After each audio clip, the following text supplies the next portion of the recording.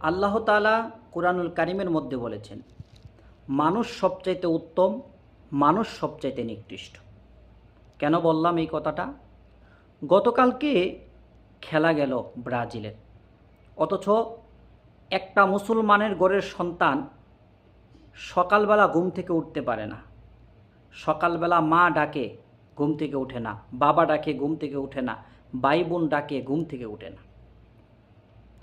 যদি ঘুম থেকে ডাকাডাকি করে, মায়ের সাথে, বাবার সাথে, বোনের সাথে, ভাইয়ের সাথে ঝগড়া করে, অথচ ইহুদি নাসরাদের খেলা দেখার জন্য ঘুম থেকে 4টার সময় উঠে যায়। কেমন মুসলমান আমরা, কেমন ইমানদার আমরা! আজকে আপনি আল্লাহকে এক বলে ঘোষণা দিচ্ছি, রাসূলের উম্মত বলে আমি দাবি করছি, অথচ ফজরের নামাজের আজান হয় 4টা 30-এ, আমি ঘুম থেকে উঠতে পারি না।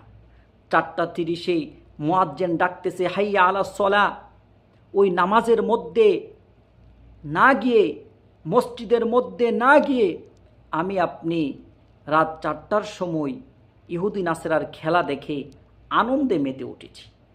তাইলে আপনি কেমন মুসলমান? আপনি কিভাবে ইমানদার দাবি করি? মুসলমানের ঘরের সন্তান আপনি কিভাবে দাবি করি?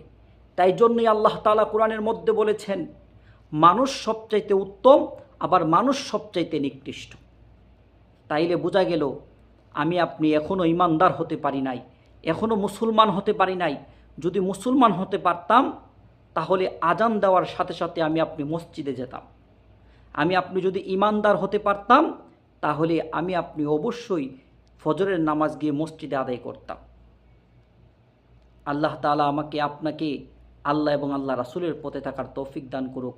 ইহুদি নাসরার ধোঁকা থেকে আমাকে আপনাকে বেঁচে থাকার তৌফিক দান করুক। আল্লাহুম্মা আমিন।